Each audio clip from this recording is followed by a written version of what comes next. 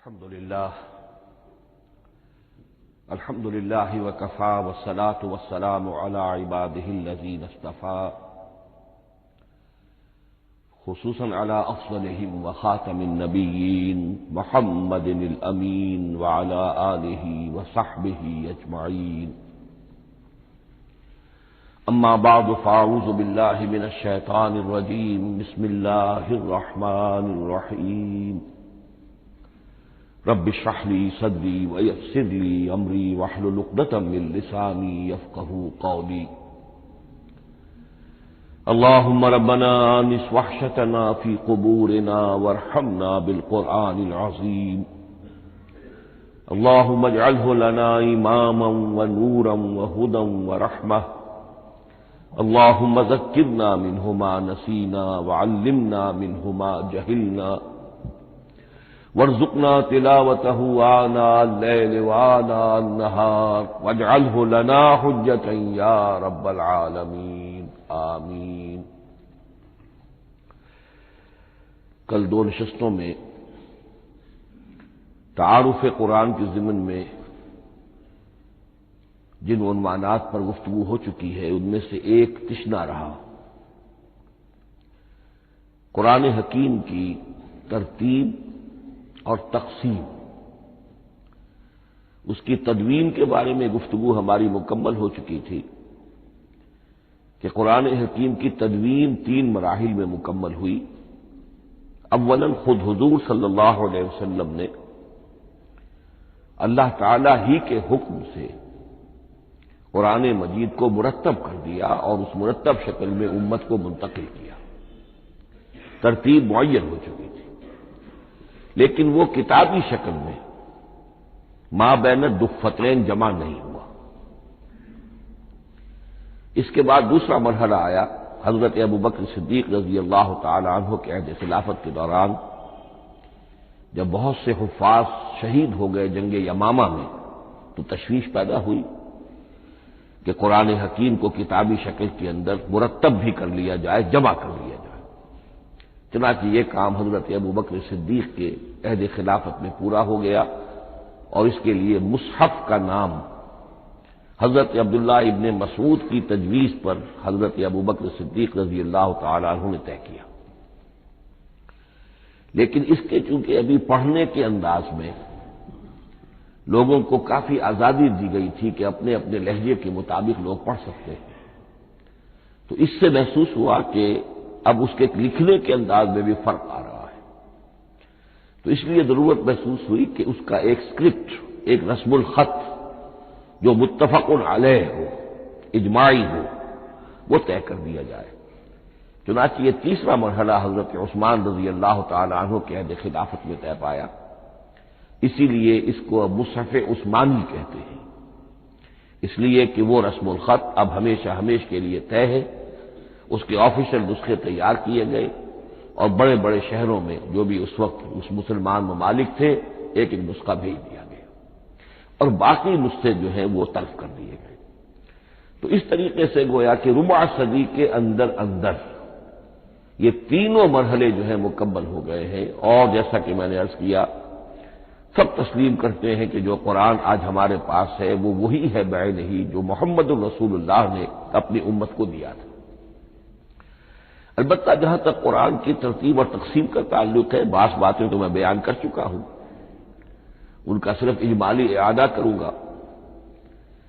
Number 1 یہ کہ قرآن کی جو بیسک یونٹ ہے، بنیادی اکائی، وہ آیت ہے. آیت کو ہم جملہ نہیں کہہ سکتے، آیت کو ورس نہیں کہہ سکتے، مصرع نہیں کہہ سکتے، اس کی اسی اصطلاح کو ہمیں ریٹین کرنا ہوگا. آیتیں چھوٹی بھی ہیں، بڑی بھی ہیں. آیتیں صرف حروف مقطعات پر بھی مشتمل ہیں اور مرکبات ناقصہ پر بھی مشتمل ہے. پورے جملے کی ایک آیت بھی ہے اور کئی جملوں پر ایک آیت بھی مشتمل ہے. یہ تمام امور توقیفی ہیں، یعنی حضور صلی اللہ علیہ وسلم کے بتانے پر موقوف علیہ. ان میں کسی کے اجتہاد کو، کسی منطق، کسی گرامر، کسی نحو، کسی بیان کے کسی اصول کو کوئی دخل نہیں. جہاں تک آیتوں کی تعداد کا تعلق ہے وہ مختلف فی ہے، وہ اتفاقی نہیں ہے، اس لیے کہ 6,500 کے لگ بھگ آیات ہیں۔ فرق کیوں ہے؟ ایک بڑا فرق تو اس وجہ سے واقع ہو جاتا ہے کہ تمام سورتوں کے آغاز میں جو آیت بسم اللہ لکھی ہوئی ہے اس کے ضمن میں ایک اختلاف ہے کہ آیا ہر مرتبہ اس آیت کو کاؤنٹ کیا جائے یا نہ کیا جائے۔ صرف ایک سورت ہے سورہ توبہ جس کے شروع میں آیت بسم اللہ نہیں ہے، باقی 113 سورتوں کے آغاز میں بسم اللہ لکھی ہوئی ہے۔ تو بعض حضرات اس کو سمجھتے ہیں کہ یہ کاؤنٹ نہیں کی جائے گی، بلکہ یہ تو در حقیقت صرف سورتوں کے درمیان فصل اور فرق قائم کرنے کے لیے یہ آیت بسم اللہ لکھ دی گئی ہے۔ تو آپ سمجھیے کہ جو اس پہ اختلاف ہوگا تو 113 کی عدد کا فرق تو اسی سے واقع ہو جائے گا۔ بعض اور مقامات پر بھی آیات کی تعداد میں قدر اختلاف ہے وہ روایات ہی کی بنیاد پر، کسی شخص کو خود یہ حق حاصل نہیں ہے کہ وہ اس میں کوئی فرق کر سکے، تبدیلی کر سکے۔ بہرحال 6,500 کے لگ بھگ آیات ہے قرآن حکیم کی۔ آیتیں مل جل کر سورتوں کی شکل میں ہیں، ان کی تعداد متفق علیہ ہے 114۔ سورت سور سے بنا ہے، سور کے معنی فصیل ہے، گویا کہ ہر سورت جو ہے وہ اللہ تعالی کے علم، معرفت، حکمت کا ایک شہر ہے۔ سورتوں میں آیات کے باہمی ربط کے حوالے سے اس کے معنی کے اندر اور اس کی حکمتوں کے اندر اضافہ ہوتا ہے، ربط آیات۔ اور جس طریقے سے کہ مختلف موتیوں کو پرو دیا جائے ایک دھاگے میں، اس سے ہار وجود میں آئے، جو ترتیب ہوگی موتیوں کی اس سے ان موتیوں کا حسن دوبالا ہو جائے گا۔ ایسے ہی معاملہ آیات قرآنیہ کا ہے کہ جو ایک سورت کے اندر ہے اور ہر سورت کا ایک مرکزی مضمون یا عمود ہوتا ہے اور تمام آیتیں اس سے منطلق اور اس سے منسلک ہوتی ہیں۔ ان سورتوں کے بعد جیسا کہ میں نے عرض کیا دور صحابہ میں ہمیں صرف ایک اصطلاح اور ملتی ہے، حزب اور یا منزل۔ وہ اس سہولت کے لیے کہ اگر ایک ہفتے میں پورا قرآن ختم کرنا ہو، اس کی تلاوت مکمل کرنی ہو تو روزانہ ایک حزب پڑھ لیا جائے۔ یہ چونکہ دور صحابہ میں بھی مذکور ہے لہذا اس میں ہم دیکھتے ہیں کہ حسن موجود ہے، یعنی یہ کہ نہ تو یہ قباحت ہے کہ سورتوں کو توڑا گیا ہو بلکہ پوری صورتیں شامل ہیں۔ کوئی مصنوعی مساوات قائم کرنے کی کوشش نہیں ہے، کوئی حزب نسبتاً تھوڑا سا زیادہ بڑا ہے، کچھ تھوڑا سا چھوٹا ہے، لیکن تقریباً مساوی ہے۔ خام خواہ کی کوئی مصنوعی مساوات قائم کرنے کی کوشش نہیں ہے۔ اور اس کے باوجود یہ حسن موجود ہے کہ سورہ فاتحہ کو اگر ہم علیحدہ رکھ دیں کہ وہ پورے قرآن حکیم کے لیے ایک دباچہ اور مقدمہ ہے، تو پہلے حزب یا پہلی منزل میں 3 سورتیں، دوسرے میں 5، تیسرے میں 7، چوتھے میں 9، پانچویں میں 11، چھٹی میں 13، یہ سیڑھی ہے بالکل۔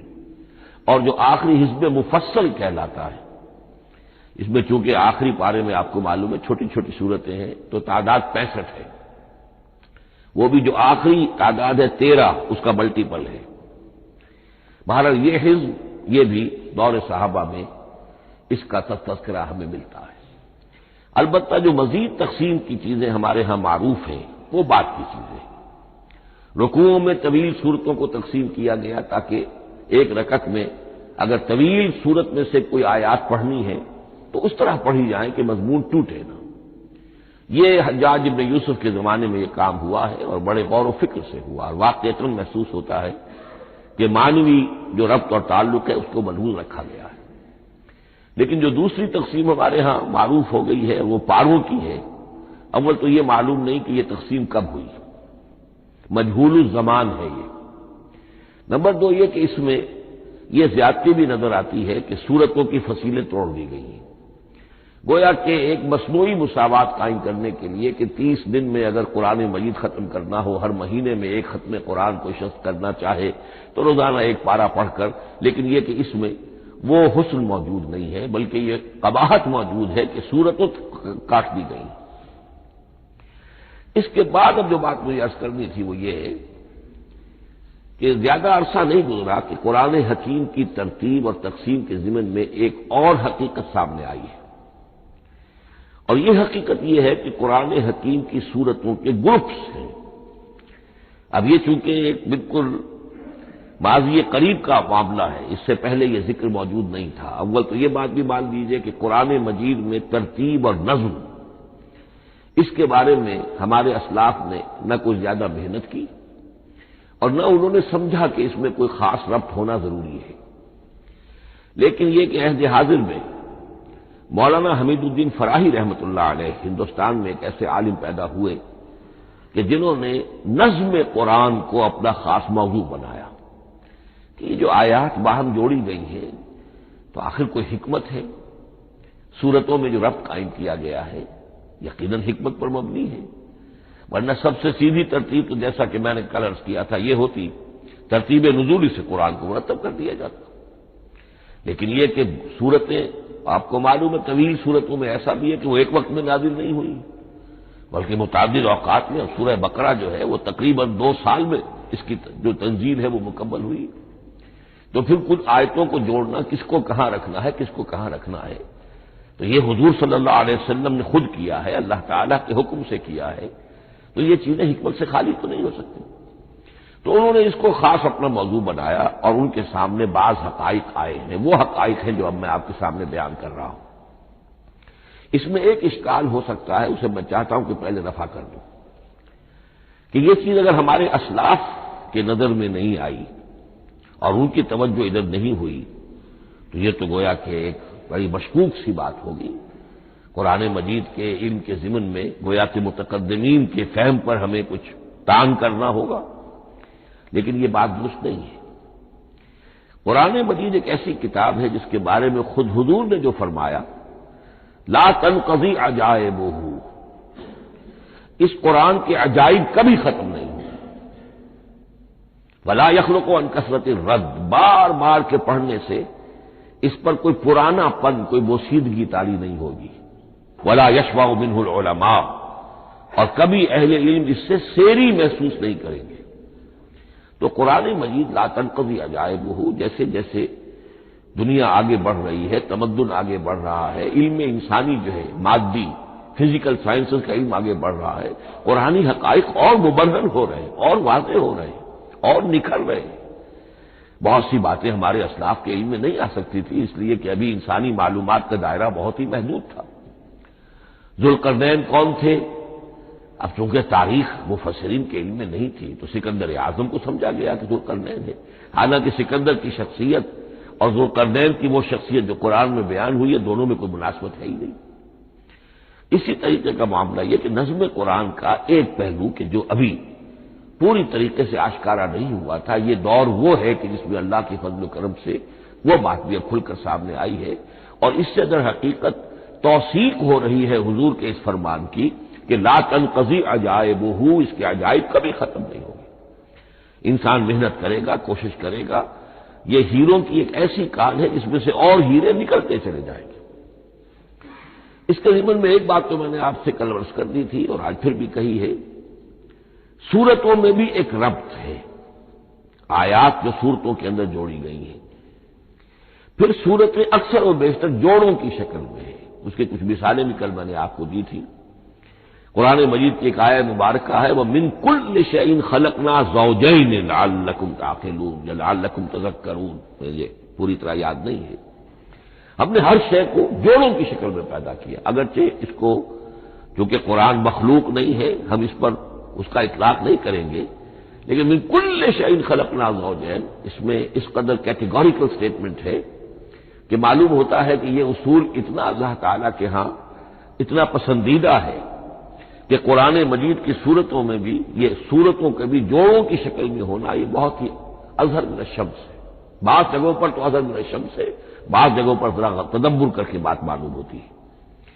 البتہ کہیں کہیں آپ کو نظر آئے گا کچھ منفرد صورتیں بھی ہیں، اور ان میں سے بعض یا جب دوران ترجمہ یہ چیزیں آئیں گی تو اب میں صرف اس وقت حوالہ دے سکوں گا، بڑی تیزی سے ہمیں چلنا ہوگا۔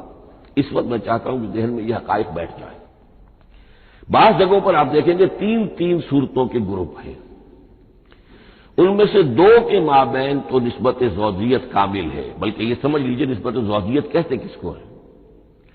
2 چیزیں مل کر کسی مقصد کی تکمیل کریں، ان دونوں میں ایسی نسبت ہونی چاہیے ریسیپروکل کہ وہ ایک دوسرے کی تکمیل کے لیے اور کسی مقصد کے حصول کے لیے ان کے مابین ایک تعلق قائم ہو، یہ زوجیت ہے۔ اسی طریقے سے قرآن مجید میں جب صورتیں آتی ہیں جوڑوں کی شکل میں، تو کسی مضمون کا ایک رخ وہ ایک صورت میں آ جائے گا، اس کا دوسرا رخ دوسری صورت میں آ جائے گا، اور دونوں مل کر، جسے ہم کہتے ہیں تصویر کے دونوں رخ، وہ رخ مکمل ہو جائیں گے، بات پوری ہو جائے گی۔ البتہ بعض جگہوں پر ہے کہ تین صورتوں کے سب گروپس ہیں۔ میں اس معاملے میں گروپ کا لفظ ریٹین کر رہا ہوں، اس لیے کہ قدیم تو یہ تصور تھا نہیں، جدید اصطلاح ہے، تو اس میں چونکہ اب بہت سے الفاظ انگریزی زبان کے اب اردو میں آ گئے ہیں کہ اس کی جگہ کوئی اور بہت ہی کوئی کوشش کر کے لفظ آیا جائے تو وہ شاید زیادہ عام فہم نہیں ہوگا، یا عام فہم ہے۔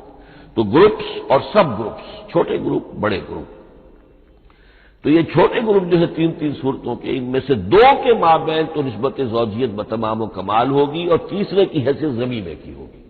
اس کی مثالیں بعد میں آئیں گی۔ البتہ یہ جو ضمیمے ہوتے ہیں خود ان کے، یا جو دوسری منفرد صورتیں ہیں، خود ان میں آپ کو فصل کے ساتھ نسبت زوجیت مل جائے گی۔ اس سے آگے چلیے، اب اصل ہے وہ شے جس کو میں آج چاہتا ہوں بیان کرنا۔ قرآن حکیم کی صورتوں کی ایک گروپنگ اس اعتبار سے سامنے آئی، کچھ صورتیں مکی، پھر مدنی، پھر مکی، پھر مدنی، پھر مکی، پھر مدنی، پھر مکی، پھر مدنی۔ ایسا کیوں ہے؟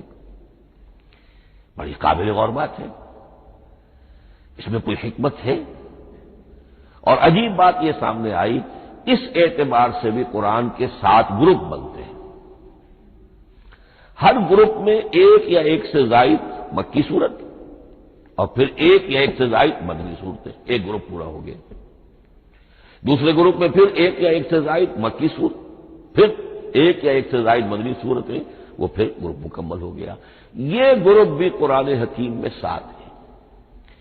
یہ گروپ جو ہے قرات کے لیے نہیں ہے، یہ گروپ جو معنوی تقسیم ہے، غور و فکر کے اعتبار سے، کہ ہر گروپ کا ایک عمود ہے، ایک مرکزی مضمون ہے، اور اس جس طریقے سے صورتیں دو مل کر ایک مضمون کی تکمیل کرتی ہیں، اسی طرح ہر گروپ کی مکی اور مدنی صورتیں مل کر ایک بڑے مضمون کی تکمیل کرتی ہیں۔ اس طریقے سے گویا کہ یہ قرآن مجید میں 7 گروپ ہیں بڑے بڑے، جو کہ جس میں کہ صورتیں جو ہیں وہ جمع کی گئی ہیں۔ مثلا میں اب آپ کو اشارتاً بتا دوں، پہلے گروپ میں سورہ مکی جو ہے وہ صرف ایک ہے، سورہ فاتحہ، تعداد میں تو ایک ہے، وہ اپنے حجم کے اعتبار سے چھوٹی بھی ہے لیکن بہت بھاری صورت ہے۔ وَلَقَدْ آتَيْنَاكَ سَبْعًا مِنَ الْمَثَانِي وَالْقُرْآنَ الْعَظِيمِ، محض اس صورت کو بھی قرآن عظیم کہا گیا ہے۔ لیکن ایک صورت مکی، سورہ فاتحہ، پھر 4 طویل ترین صورتیں مدنی، بقرہ، آل عمران، نساء، مائدہ۔ دوسرے گروپ میں 2 صورتیں مکی، 2 مدنی، الانعام، الاعراف مکیات، الانفال، التوبہ مدنیات۔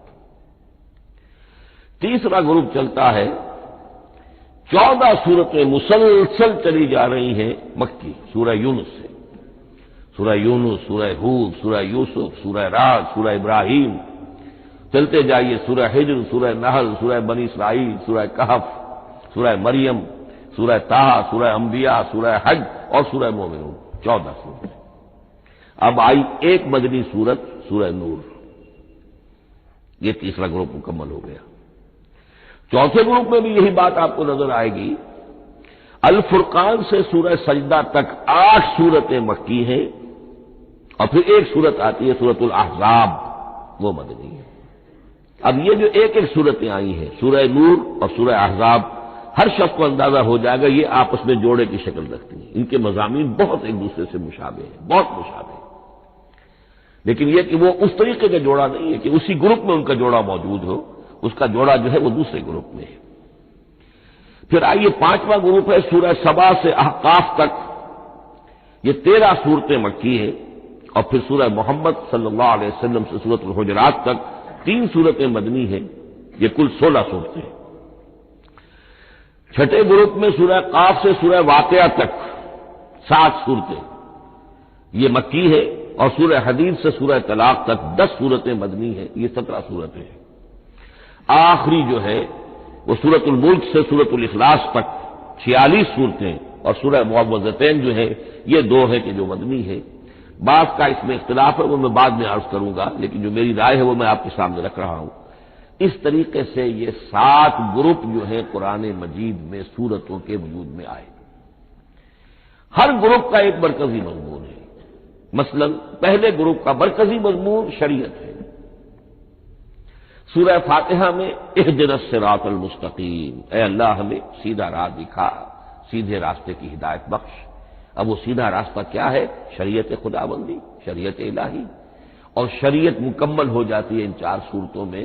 شریعت محمدی کا جو بلو پرنٹ ہے، ابتدائی خاکہ جو ہے وہ آپ کو سورہ بقرہ میں ملے گا، اور اس کی جو تکمیلی صورتیں ہیں، تکمیلی احکام ہے، وہ سورہ مائدہ۔ اس کے علاوہ اس گروپ میں جو زیادہ زور ہے وہ سابقہ امت مسلمہ سے گفت و شنید۔ سابقہ امت مسلمہ میں یہودی اور نصارہ دونوں شامل ہیں۔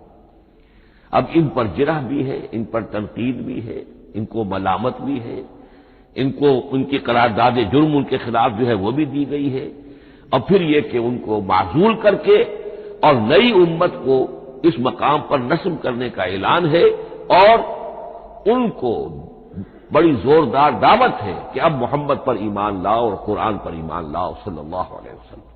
یہ پہلا گروپ ہے۔ اسی طریقے سے ہر گروپ کا، اب یہ ساتھ ساتھ جب ہم چلیں گے تو میں تفصیل کے ساتھ بیان کرتا جاؤں گا کہ اس گروپ کا یہ مرکزی مضمون ہے، اور اس طور سے یہ صورتیں آپس میں ایک دوسرے کے ساتھ مربوط ہیں۔ ان گروپوں میں آپ نے دیکھا ہوگا کہ پہلے اور آخری گروپ ان کی ایک ریسیپروکل سی صورت ہے کہ پہلے گروپ میں مکی صورت صرف ایک چھوٹی سی، اور مدنی صورتیں 4-6 پارے سے زائد پر پھیلی ہوئی، جبکہ آخری گروپ میں سارے دونوں پارے جو ہے سورہ ملک سے شروع ہو کر مکی صورتوں پر مشتمل ہے، آخر میں آ کر چھوٹی چھوٹی صورتیں وہ مدنیات ہیں۔ یہ ایک دوسرے کے بالکل ریسیپروکل ہیں، کانورس۔ لیکن دوسرا گروپ ادھر سے اور دوسرا ادھر سے، یعنی چھٹا، یہ بڑے متوازن ہیں۔ 2 صورتیں مکی، 2 مدنی، اور ادھر 7 صورتیں مکی اور 10 مدنی، لیکن 7 صورتیں جو ہیں وہ 3-3 رکوعوں کی ہیں، ان میں سے ایک 4 رکوع کی بھی ہے، اور اکثر و بیشتر وہ جو دوسری ہے وہ 2-2 رکوعوں کی ہے، تقریباً متبادل بنتی ہے۔ تو درمیان میں جو ہے ان میں جو مدنی صورتوں کا حصہ بہت کم ہے، اکثر و بیشتر جو ہے وہ مکی صورتیں ہیں۔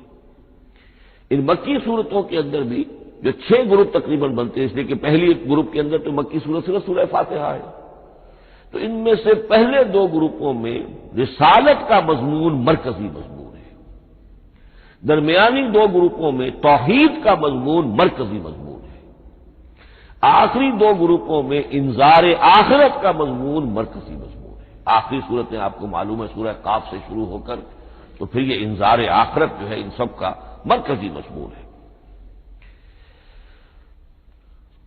مدنی قرآن جو ہے یہ بھی آپ نوٹ کر لیجئے کہ کل قرآن کا 1/3 ہے تقریباً، اور اس 1/3 کا 2/3 پورا کا پورا پہلے گروپ میں آ گیا ہے، سورہ بقرہ، سورہ آل عمران، سورہ نساء، سورہ مائدہ۔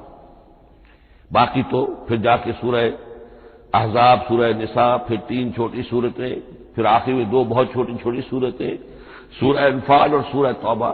لیکن یہ کہ یہ 2/3 جو ہے مدنی قرآن کا حجم بالکل پہلے ہی اس گروپ کے اندر آ گیا ہے۔ اس کی بھی حکمت ہے، کیوں مدنی صورتوں کو پہلے رکھا گیا؟ میرے علم میں نہیں ہے کہ اس موضوع پر کسی شخص نے گفتگو کی ہو سوائے محمد مارمڈیوک پکتھال کے۔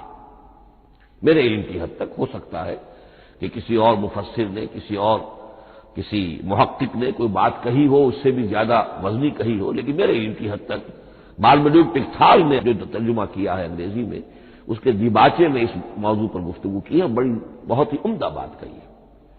انہوں نے کہا کہ جب یہ قرآن نازل ہو رہا تھا تو اصل اہمیت ایمان کی تھی، پہلے لوگ ایمان لائیں، اور پھر جو ایمان لائے ان کو پھر احکام دیے گئے کہ یہ کرو اور یہ نہ کرو، یہ حلال ہے، یہ حرام ہے، یہ فرض ہے، وغیرہ وغیرہ۔ لیکن جب ایک امت وجود میں آ گئی، امت کے وجود میں آنے کے بعد اب نسلاً مسلمان پیدا ہو رہے ہیں، ان کے ہاں اب ضرورت پہلے اسلام کی ہے، چاہے بچہ چھوٹا ہی ہے، پہلے اسے احکام سکھائے جائیں گے. بچہ چھوٹا ہی ہے، نماز پڑھنی سکھائی جائے گی. بچہ چھوٹا ہی ہے، روزہ رکھنا سکھایا جائے گا. تو امت کے اس طرح تشکیل پا جانے کے بعد اب اصل اہمیت جو ہے وہ احکام کی ہو گئی ہے. احکام اب مقدم ہے اور ایمان کا معاملہ جو ہے وہ اس کے بعد مؤخر ہے. کوئی شخص بالغ ہوگا، ذہین ہوگا، فطین ہوگا، غور و فکر کی صلاحیت سے اگر اللہ تعالیٰ نے اسے بہرور کیا ہوگا پھر وہ حقیقت ایمان تک رسائی حاصل کرے گا. ورنہ یہ ہے کہ عام ایک مسلمان جو ہے اسے جہاں تک احکام کا تعلق ہے ان پر تو عمل کرنا ہی ہے. تو یہ بڑی میں سمجھتا ہوں کہ ذہانت پر مبنی بات ہے کہ جو محمد مارملیو پنتھال نے کہی ہے اور مجھے اس سے اتفاق ہے. اب آئیے اگلا معاملہ، اگلی بحث، اگلا موضوع. قرآن کا موضوع کیا ہے؟ کیا قرآن فلسفے کی کتاب ہے، سائنس کی کتاب ہے؟ کیا یہ جیولوجی کی کتاب ہے، فزکس کی کتاب ہے، کس چیز کی کتاب ہے؟ تو پہلی بات یہ سمجھیے، قرآن کا موضوع ہے انسان، لیکن انسان کی اناٹمی نہیں، انسان کی فزیولوجی نہیں، انسان کی اینتھروپولوجی نہیں، کچھ نہیں، انسان کی ہدایت. یہ ہدایت کا لفظ بنیادی ہے قرآن مجید کے لیے. چنانچہ دیکھیے ذرا نوٹ کر دیجیے، سورہ بقرہ کے شروع ہی میں ہدی للمتقین، پھر اس کے وسط میں ہدی للناس. سورہ یونس میں فرمایا ہدی ورحمۃ للمؤمنین. سورہ لقمان میں فرمایا ہدی ورحمۃ للمحسنین. سورۃ البقرہ اور نمل میں فرمایا ہدی وبشریٰ للمؤمنین. آل عمران میں وموعظۃ للمتقین، ہدی وموعظۃ للمتقین. پھر 3 مرتبہ الہدی هو الذی ارسل رسولہ بالہدی ودین الحق لیظہرہ علی الدین کلہ. الہدی، ہدن نکرہ ہے، الہدی معرفہ ہو گیا، یعنی ہدایت کاملہ، ہدایت تامہ، ہدایت ابدی. اسی طرح سورۃ النجم میں فرمایا وَلَقَدْ جَاءَهُم مِّن رَّبِّهِمُ الْهُدَىٰ. سورۃ الجن میں وَإِنَّا لَمَّا سَمِعْنَا الْهُدَىٰ آمَنَّا بِهِ. سورہ بنی اسرائیل میں وَمَا مَنَعَ النَّاسَ أَن يُؤْمِنُوا إِذْ جَاءَهُمُ الْهُدَىٰ. سورہ بنی اسرائیل میں بھی یہ الفاظ آئے، سورہ کہف میں بھی آئے. تو قرآن کا موضوع ہے ہدایت، اور اس کو اب ذہن میں رکھیے کہ انسان کے علم کے 2 گوشے ہیں. علم انسانی 2 حصوں میں منقسم ہے. ایک حصہ ہے فزیکل ورلڈ کا علم، جو حواس کے ذریعے سے حاصل ہوتا ہے، مادی حقائق ان کا علم. حواس 5 ہمارا دیکھنا، سننا، سونگنا، چکھنا، چھونا، یہ تمام صلاحیتیں ہیں، ان سے کچھ معلومات حاصل ہوتی ہیں، اور عقل کا یہ کمپیوٹر ان کو پروسیس کرتا ہے، اس سے نتائج نکالتا ہے، نتائج نکال کے سٹور کر لیتا ہے. پھر مزید کوئی معلومات حواس کے ذریعے سے حاصل ہوتی ہیں، اب ان کو وہ پھر پروسیس کر کے جو سابق میموری سٹورڈ ہے اس کے ساتھ ریکنسائل کر کے کوئی اور نتیجہ اخذ کرتا ہے. اس طرح رفتہ رفتہ رفتہ رفتہ انسان کا یہ علم بڑھتا چلا جا رہا، اور ہم نہیں کہہ سکتے کہ ابھی اور کہاں تک جائے گا. آج سے چند 100 سال پہلے بھی انسان تصور نہیں کر سکتا تھا کہ انسانی علم وہاں پہنچ جائے گا جہاں آج پہنچ چکا ہے. اس علم کا وحی سے کوئی تعلق نہیں، اس علم کا تعلق ہے ان علم اسماء سے جو حضرت آدم میں ودیعت کر دیے گئے تھے بالکل شروع میں. سورہ بقرہ کا 4واں رکوع جو ہے اس کے شروع میں ذکر ہے وَعَلَّمَ آدَمَ الْأَسْمَاءَ كُلَّهَا. اللہ نے آدم کو تمام نام سکھا دیے. اور اس کے آخر میں ذکر ہے جب آدم کو اور حوا کو حکم دیا گیا کہ اب زمین میں جا کر اور وہاں کا چارج سنبھالو، تو فرمایا وَإِمَّا يَأْتِيَنَّكُم مِّنِّي هُدًى فَمَن تَبِعَ هُدَايَ فَلَا خَوْفٌ عَلَيْهِمْ وَلَا هُمْ يَحْزَنُونَ. وہ علم ہدایت ہے. یہ 2 چیزیں بالکل علیحدہ ہیں. علم اسماء در حقیقت یوں سمجھیے کہ جیسے آم کی گٹھلی میں پورا آم کا درخت ہوتا ہے، وہی تو گٹھلی ہے جو آپ زمین میں دباتے ہیں، پھر اگر پانی وہاں پڑتا ہے، زمین میں روئیدگی بھی ہے، وہ گٹھلی پھٹے گی، وہ جو اس میں سے دو پتے نکلیں گے، وہ پتے اوپر بڑھیں گے، درخت بنے گا۔ وہ پورا درخت جو ہے آم کی گٹھلی میں موجود تھا، صرف اسے پورا درخت بننے میں 2 سال 3 سال 4 سال لگیں گے، لیکن درخت موجود تھا، پوٹینشلی بالقوہ پورا درخت آم کی گٹھلی میں موجود تھا۔ ایکچولی بالفعل وہ آم کا درخت جو ہے کئی سال کے اندر وجود میں آیا۔ بعین ہی یہ معاملہ ہے، کل مادی حقائق کا کل علم حضرت آدم علیہ السلام کے وجود میں ودیعت کر دیا گیا پوٹینشلی۔ اب اس کی ایکسفولیشن ہو رہی ہے، وہ بڑھتا جا رہا ہے، برگ و بار لا رہا ہے۔ اور یہ علم جو ہے اس کا تعلق، جیسا کہ میں نے عرض کیا، آسمانی ہدایت سے نہیں ہے۔ اب یہ خود رو پودا ہے، بڑھتا چلا جا رہا ہے، اور کہاں تک پہنچے گا؟ علامہ اقبال نے صحیح تعبیر کی ہے، عروج آدم خاکی سے انجم سہمے جاتے ہیں کہ یہ ٹوٹا ہوا تارا مہ کامل نہ بن جائے۔ علامہ کی زندگی میں تو انسان نے چاند پر قدم نہیں رکھا تھا، لیکن یہ کہ اب تو چاند پر قدم رکھ کر انسان آ چکا۔ تو عروج آدم خاکی سے انجم سہمے جاتے ہیں کہ یہ ٹوٹا ہوا تارا مہ کامل نہ بن جائے۔ یہ ہے انسانی علم۔ اس انسانی علم کے ساتھ اگر وہ علم وہی علم ہدایت نہ ہو تو یہ علم جو ہے بجائے خیر کے شر بن جاتا ہے۔ آج وہ شیطانی قوت بن چکا ہے، وہ علم ہلاکت کا سامان بن چکا ہے، تباہی کا ذریعہ بن چکا ہے۔ لیکن اس کے ساتھ دوسری بات ضروری تھی جو کہ وحی کے ذریعے سے آنے والا علم تھا، فَإِمَّا يَأْتِيَنَّكُم مِّنِّي هُدًى فَمَن تَبِعَ هُدَايَ فَلَا خَوْفٌ عَلَيْهِمْ وَلَا هُمْ يَحْزَنُونَ۔ یہ علم الہدایت جو ہے یہ در حقیقت قرآن حکیم میں آ کر مکمل ہو گیا ہے۔ اس کے لیے بھی میں چاہتا ہوں کہ بات آپ سمجھ لیں، اس میں جو ارتقاء ہوا ہے، پہلی کتابیں نازل ہوئی ان میں بھی ہدن تو تھی۔ کل بھی میں نے آپ کو آیت سنائی تھی سورہ مائدہ کی، انا انزلنا التوراۃ فیہا ھدی و نور، ہم نے تورات نازل کی تھی، اس میں ہدایت بھی تھی، نور بھی تھا۔ اسی رکوع میں 7واں رکوع ہے وہ سورہ مائدہ کا، انجیل کے بارے میں، فیہ ھدی و نور، اس میں بھی ہدن بھی تھی، ہدایت بھی تھی، نور بھی تھا۔ لیکن یہ ہدایت اور یہ نور درجہ بدرجہ ترقی کر رہا ہے، یہاں تک کہ کامل ہوا ہے، قرآن میں آ کر الہدا بن گیا ہے۔ اب یہ ہدن نہیں، الہدا، کامل ہدایت نامہ۔ اس کی وجہ کیا ہے؟ دیکھیے، ایک بچے کو اگر آپ تعلیم دینا چاہتے ہیں تو اس کی ذہنی سطح کو ملحوظ رکھے بغیر تو نہیں دے سکتے۔ آپ چاہے پی ایچ ڈی استاد رکھ دیں کسی بچے کے لیے، بچہ بھی پرائمری کی تعلیم پا رہا ہے، وہ پی ایچ ڈی کا استاد کیا کچھ پلا دے گا اس کو، کیا پڑھا دے گا اس کو؟ اس کی اپنی استعداد جو ہے ابھی اتنی کم ہے کہ اسی کی مناسبت سے اسے تعلیم دی جائے گی، رفتہ رفتہ وہ آگے بڑھے گا، یہاں تک کہ وہ اپنے پوری عقل کے اور شعور کی پوری شدت اور قوت کو پہنچ جائے گا، بلوغت کو پہنچ جائے گا۔ اب اسے آخری پڑھایا جائے گا، اب اسے فلسفہ پڑھایا جائے گا، پہلے وہ ہسٹری پڑھ رہا تھا، اب فلسفی آف ہسٹری پڑھے گا۔ اس حوالے سے تدریجاً اللہ تعالی نے تورات میں صرف احکام ہے، حکمت ہے ہی نہیں، انجیل میں حکمت ہے، احکام ہے ہی نہیں، دونوں مل کر ایک بات کو مکمل کرتی ہیں۔ تورات میں صرف احکام ہے، حکمت ہے ہی نہیں۔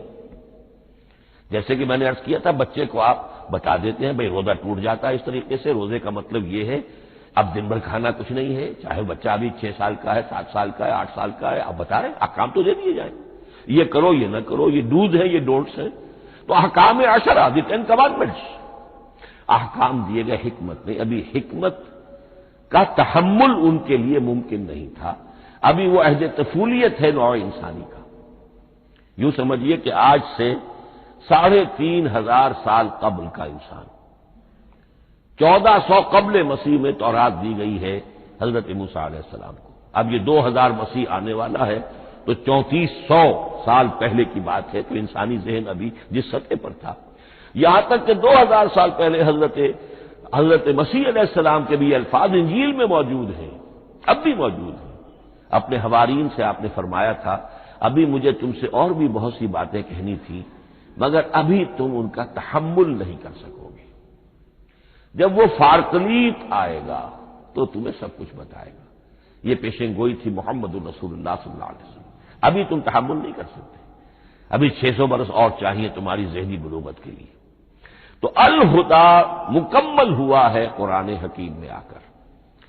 البتہ ایک نقطہ اس میں نوٹ کیجئے، قرآن مجید اگرچہ کتاب ہدایت ہے، سائنس کی کتاب نہیں ہے، لیکن اس میں سائنٹیفک فینومینا کی طرف اشارے موجود ہیں، چونکہ قرآن مجید ان تمام جو بھی یہ کائناتی حقائق ہیں ان سب کو آیات الہیہ قرار دیتا ہے۔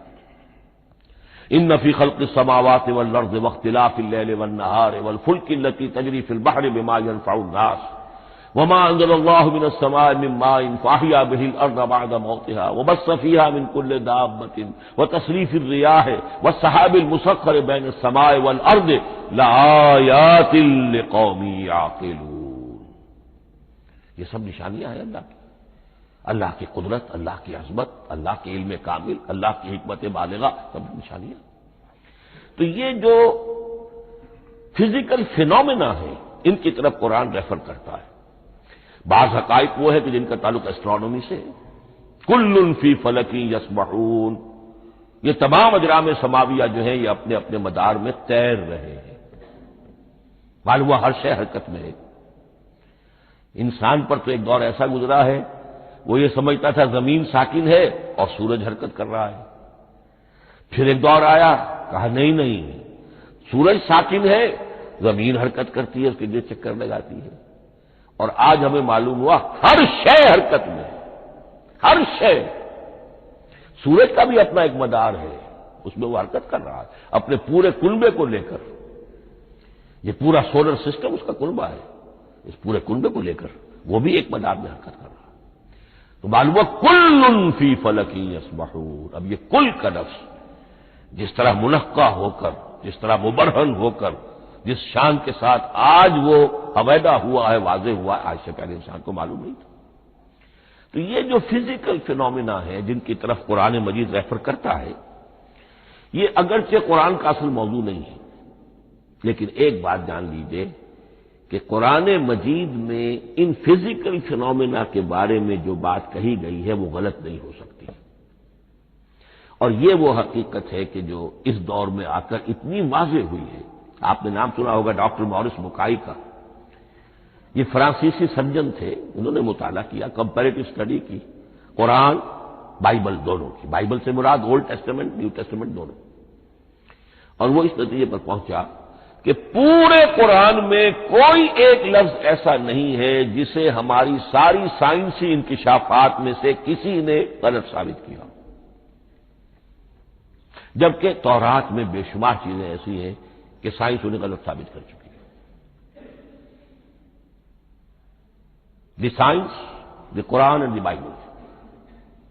اب یہ بات بڑی اہم ہے، اس کو بڑی خوبصورت انداز میں ڈاکٹر رفیع الدین مرحوم نے کہا ہے کہ یہ کائنات اللہ کا فعل ہے، عمل ہے، اس کی تخلیق ہے، اس کی تدبیر ہے، اور قرآن اللہ کا قول ہے۔ قول و عمل میں تضاد ممکن نہیں، عام انسان کے قول و عمل میں تضاد ممکن نہیں، اللہ کے قول و فعل میں اور قول و عمل میں تضاد ہو سکتا ہے۔ ہاں یہ ہو سکتا ہے کہ ایک دور میں انسانوں نے بات سمجھی نہ ہو، ان کا ذہن وہاں تک پہنچا نہ ہو، ان کی معلومات کا دائرہ ابھی اس حد تک ہو کہ ان حقائق تک نہ پہنچا ہو، لیکن جیسے جیسے وقت آئے گا مزید حقائق منکشف ہوں گے اور یہ بات اور زیادہ سے زیادہ واضح سے واضح تر ہوتی چلی جائے گی کہ جو کچھ قرآن میں لکھا ہے وہی برحق ہے۔ ہاں آج سے پہلے انسانی ذہن اس حد تک رسائی حاصل کرنے کا اہل نہیں تھا، اور یہ ہے در حقیقت آیت قرآن حکیم کی۔ یہ سورہ حامیم السجدہ کی لاسٹ بٹ 1 آیت ہے، سَنُرِيهِمْ آیاتنا فِي الْآفَاقِ وَفِي أَنفُسِهِمْ حَتَّى يَتَبَيَّنَ لَهُمْ أَنَّهُ الْحَقُّ۔ ہم انہیں دکھاتے چلے جائیں گے اپنی نشانیاں، آفاق میں بھی انفس میں بھی۔ سَنُرِيهِمْ آیاتنا فِي الْآفَاقِ وفی انفسہم حتی یتبین لہم، یہاں تک کہ یہ بات پوری طرح نکھر کر مبرہن ہو کر ان کے سامنے واضح ہو جائے گی انہ الحق، کہ قرآن حق ہے۔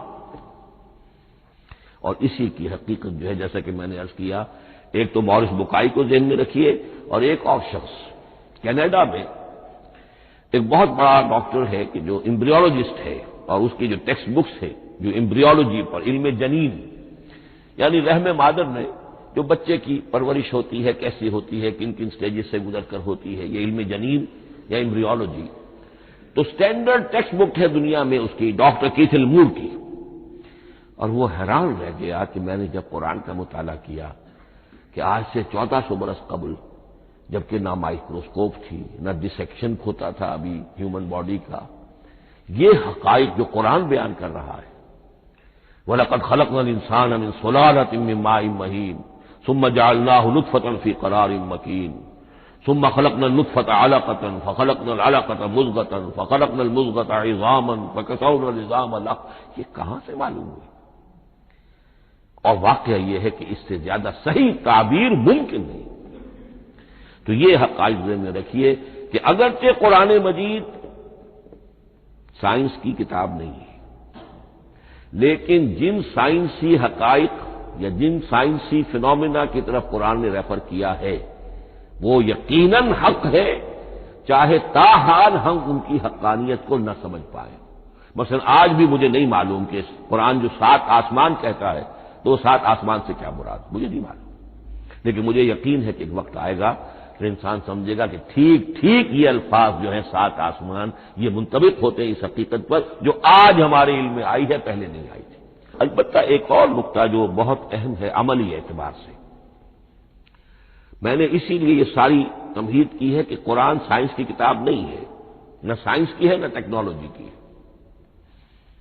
اس حوالے سے ایک بڑا منطقی نتیجہ نکلتا ہے، اور وہ یہ ہے کہ اگر ہمارے اسلاف نے قرآن کی ان آیات کا کوئی خاص مفہوم معین کیا اپنے دور کی معلومات کی سطح پر، ہمارے لیے لازم نہیں ہے کہ ہم اس کی پیروی کریں۔ سائنسی فینومینا کو جو سائنسی ترقی ہو رہی ہے اس کے حوالے سے سمجھیں گے۔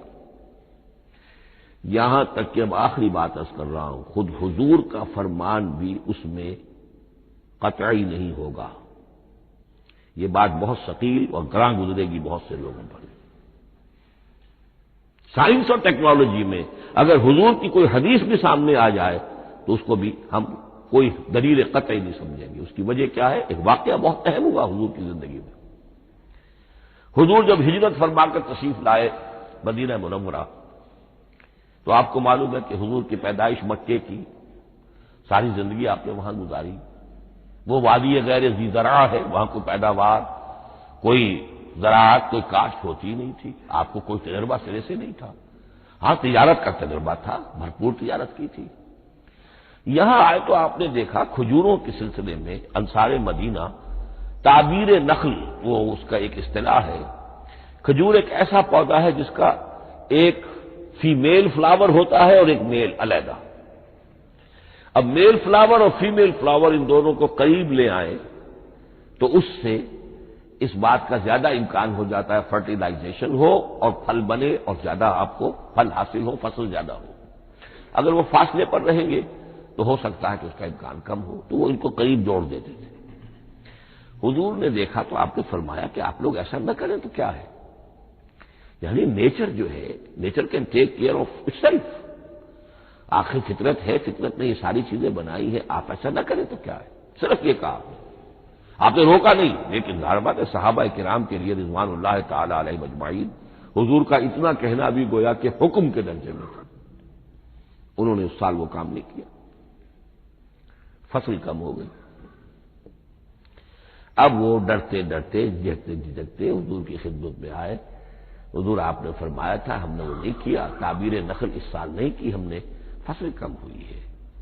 آپ نے فرمایا انتم اعلم بامور دنیاکم، اس کا ایک ایک لفظ یاد کر لیجیے، انتم اعلم بامور دنیاکم، اپنے یہ دنیاوی اور مادی معاملات میں تم زیادہ تجربے کار ہو، تم زیادہ حقائق سے واقف ہو، میں عالموں کا لفظی ترجمہ یہاں کرنا جو ہے اس کی جرت مجھے نہیں ہو رہی، تم زیادہ واقف ہو ان چیزوں سے، میں یہ چیزیں سکھانے نہیں آیا۔ آپ ٹیکنالوجی پڑھانے نہیں آئے تھے، آپ طب سکھانے نہیں آئے تھے، آپ کوئی اور سائنس پڑھانے نہیں آئے تھے، ورنہ تو ہم شکوہ کرتے کہ آپ نے ہمیں ایٹم بم بنانا کیوں نہیں سکھا دیا پہلے ہی۔ نہیں، یہ موضوع ہی نہیں ہے۔ قرآن کا موضوع معین ہونا چاہیے۔ قرآن کا موضوع انسان کی ہدایت، اس ہدایت کے لیے جس قدر اس کو ضرورت ہے علم کی کہ وہ جو یہ فزیکل فینومینا ہیں ان کے حوالے سے بھی ہدایت حاصل کرے، اس حد تک ان کا تذکرہ ہے۔ لیکن یہ یقین اور ایمان ہونا چاہیے کہ قرآن مجید کے الفاظ میں جو شے مضمر ہے وہ کبھی غلط ثابت نہیں ہوگی۔ یہ ہو سکتا ہے کہ قرآن کی کسی آیت کا کوئی مفہوم ہمارے اسلاف نے 1000 برس پہلے یا 600 برس پہلے سمجھا ہو اور وہ مفہوم غلط ثابت ہو جائے، وہ ایک علیحدہ بات ہوگی، لیکن قرآن مجید کا ٹیکسٹ جو ہے اس کے اندر کہیں ایسی بات نہیں آ سکتی۔ اب آئیے فہم قرآن کے اصول۔ ظاہر بات ہے کہ اس موضوع پر اصول تفسیر پر کوئی مجھے تفصیلی اس وقت گفتگو کرنے کا موقع تو نہیں ہے، البتہ یہ کہ 7 گنتی کر کے چیزیں نوٹ کر لیجئے کہ جس سے قرآن مجید کے فہم میں سہولت حاصل ہوگی۔ پہلی بات وہ جو کسی درجے میں پہلے بھی سامنے آ چکی ہے، قرآن کا اسلوب استدلال منطقی نہیں ہے، فطری ہے۔ ایک ہوتا ہے منطق کی گتھیوں سے اور منطق کے اصولوں سے اور منطق کی دلیلوں سے بات ثابت کی نہیں۔ قرآن فطرت انسانی کے مطابق بات کرتا ہے۔ ایک ان پڑھ شخص بھی قرآن کو اپنے سے دور یا اپنے آپ کو قرآن سے دور نہیں سمجھے گا اگر ذرا سا وہ قرآن کو سمجھ سکتا بس۔ لیکن یہ ہے کہ قرآن مجید کا جو اسلوب ہے وہ تو یہ کہ منطقی نہیں ہے، فطری ہے، یا اس میں اگر ایک لفظ کا اضافہ کیا جائے خطابی ہے۔ خطابی کیا ہوتا ہے؟ جو میں کل عرض کر چکا ہوں، خطبے کی ایک شان ہوتی ہے، وہ دلیل کے ساتھ ساتھ جذبات سے بھی اپیل کرتا ہے، اور اس میں آپ کو ایک اپنے باطن میں جھانکنے کی دعوت دی جاتی ہے۔ تم ذرا اپنے باطن میں جھانک کر دیکھو۔ بعض آیات ایسی ہیں، بڑی پیاری آیات ہیں، افی اللہ شک فاطر السماوات والارض، بس کیا اللہ کی ہستی میں بھی کوئی شک ہو سکتا ہے جو آسمان اور زمین کا پیدا کرنے والا ہے؟ غور کرو، سوچو۔ یہ صرف آپ کے دروں بینی، آپ کو اپنے اندر جھانکنے کی دعوت ہے۔ اسی طرح اَإِنَّكُمْ لَتَشْهَدُونَ أَنَّ مَعَ اللَّهِ آلِهَةً أُخْرَىٰ، کیا واقعتاً تم اس کی گواہی دیتے ہو کہ اللہ کے ساتھ کوئی اور بھی الہ ہے؟ یہ گویا کہ کسی کے آنکھوں میں آنکھیں ڈال کر پیئرسنگ آئیز کے ساتھ کسی سے سوال کرنا، کیا واقعی؟ اور اس میں در حقیقت کون سی ہے پس منظر میں؟ یہ بنائے ہوئے ڈھکوسلے ہیں، ان پر خود تمہارا دل مطمئن نہیں ہے۔ تم کہتے تو ہو یہ ہمارا عقیدہ ہے اور یہ ہماری بات ہے اور یہ ہمارا موروثی عقیدہ ہے، ھذا ما وجدنا علیہ آباءنا، ہم نے آباء، لیکن واقعتاً غور تو کرو، کیا واقعی تم گواہی دیتے ہو کہ اللہ کے سوا کوئی اور الہ بھی موجود ہے؟ اس کو آپ کہیں گے خطابی انداز۔ نمبر 2، قرآن حکیم میں 2 طرح کی آیات ہیں، محکمات اور متشابہات۔ یہ سورہ آل عمران کے شروع میں یہ بہت اہم مضمون جو ہے وہ آ گیا ہے۔ هو الذی انزل علیک الکتاب منہ آیات محکمات ہن ام الکتاب واخر متشابہات، آل عمران آیت نمبر 7۔ اب یہ جو متشابہات ہیں یہ کون سی ہے اور محکمات ہے وہ کون سی ہے، اس کو ذہن میں رکھیے۔ نمبر 1، محکم قطعی، تمام جتنی بھی آیات احکام ہیں وہ محکم، یہ کرو یہ نہ کرو، یہ جائز یہ حرام، آیات احکام محکم، اسی ایک مادے سے لفظ بنا ہے، یہ محکم بھی اور احکام حکم۔ البتہ عالم غیب کی ساری خبریں متشابہات میں سے، عالم غیب ہو، عالم ارواح ہو، عالم برزخ ہو، عالم آخرت ہو، ان کے تمام حقائق یہ متشابہات میں سے، ان کو ہم حقیقتاً سمجھ نہیں سکتے، ہمارا تجربہ ہی نہیں، ہمارا وہ مشاہدہ ہی نہیں۔ جیسا کہ ایک حدیث میں آیا ہے جنت کی جو بھی نعمتیں ہیں، ایک تو وہ نعمتیں جن کا ذکر قرآن میں ہے اور ان الفاظ میں ہے جن سے ہم واقف ہیں۔ اب ان میں تو یہ ہے کہ حور و قصور اور پھل اور یہ اور دودھ اور شہد اور وغیرہ وغیرہ وغیرہ، وہ چیزیں ہم جانتے ہیں، تو وہ بھی حق ہے، ایسے ہی ہوں گی اتوب ہی متشابہہ، لیکن یہ صرف نزل ہے، یہ تو ابتدائی مہمان نوازی ہے۔ نزل من غفور رحیم، جو اصل ضیافت ہونی ہے اہل جنت کی، اس کے بارے میں فرمایا وہ نعمتیں دینے ملیں گی ما لا عین رات ولا اذن سمعت وما خطر علی قلب بشر، نہ کسی آنکھ نے کبھی دیکھی، نہ کسی کان نے کبھی سنی، نہ کسی انسان کے دل پر ان کا خیال تک وارد ہو، انہیں ہم کیا سمجھیں گے؟ تو عالم برزخ، عالم آخرہ، عالم غیب، عالم ارواح، ان کی تمام چیزوں کو ہم آیات متشابہات میں سمجھیں گے۔ البتہ یہ جو سائنٹیفک فینومینا والی باتیں ہیں مادی علوم کی، ان میں یہ ہے کہ متشابہ اور محکم ہونے کا معاملہ بدلتا چلا جا رہا ہے۔ جب تک وہ ہمارا سائنسی علم وہاں تک نہیں پہنچا تھا وہ آیت ابھی متشابہ تھی، سمجھ میں نہیں آ رہی تھی، لیکن اب جب کہ وہ بات وہاں پہنچ گئی اور کھل گئی بات، اب معلوم ہوا کل فی فلک یسبحون، اب یہ آیت محکمات میں آ گئی، اب یہ وہ بات نہیں رہی کہ جس کا صحیح مفہوم سمجھنا ہمارے لیے مشکل ہو۔ تیسری بات، تفسیر اور تعویل میں کیا فرق ہے؟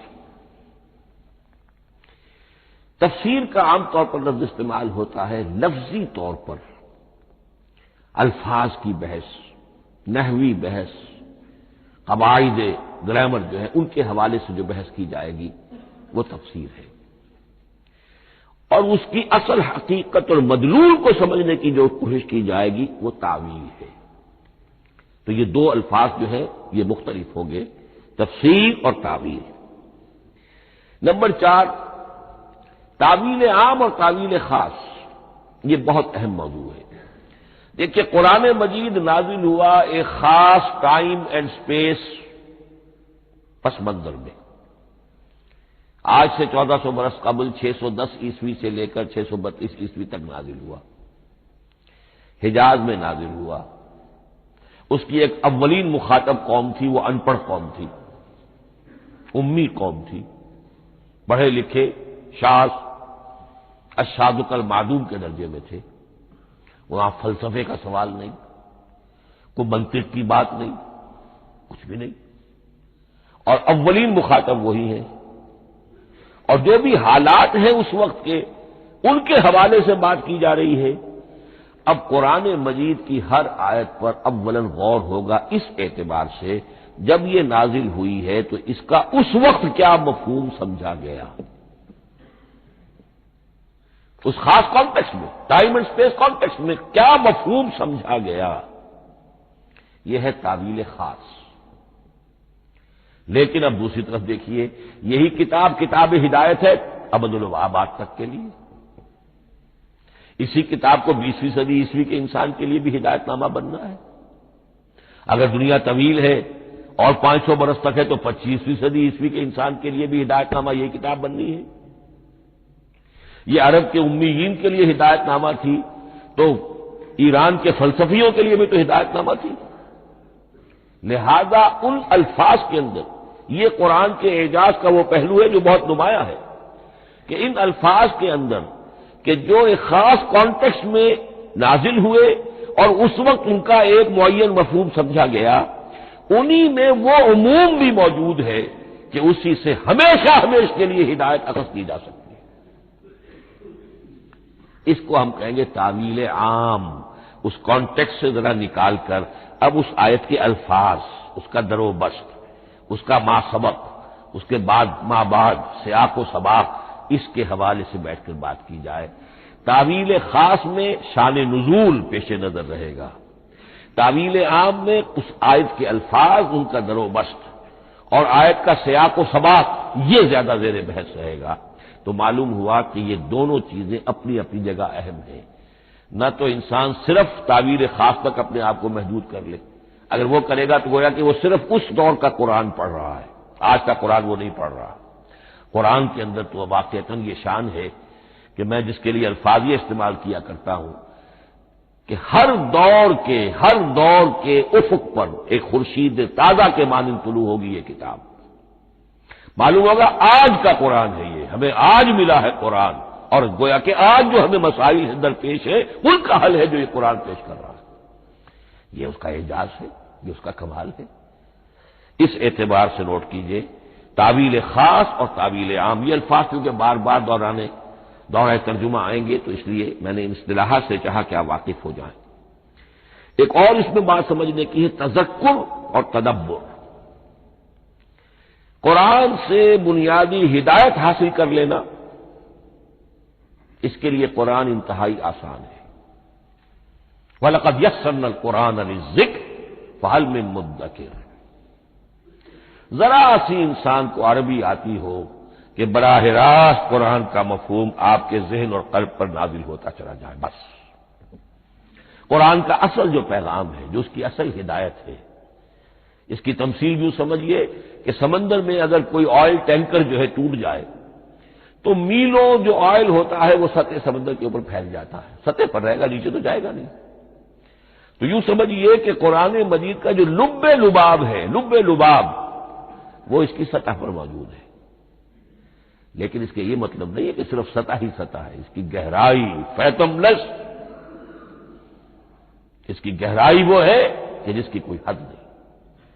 اب اس کے لیے تعمق، گہرائی میں غوطہ نہیں کرنا، قرآن میں ہو غوطہ زن اے مرد مسلمان، اس کے اعتبار سے یہ دنیا کی مشکل ترین کتاب، اچھی طرح سمجھ لیجیے، اس کی تہ تک پہنچنا ممکن ہی نہیں۔ غلطی سے ہم کبھی کبھی کسی شخص کی مدح کرتے ہوئے کہہ دیتے ہیں فلاں شخص کو قرآن پر بڑا عبور حاصل ہے۔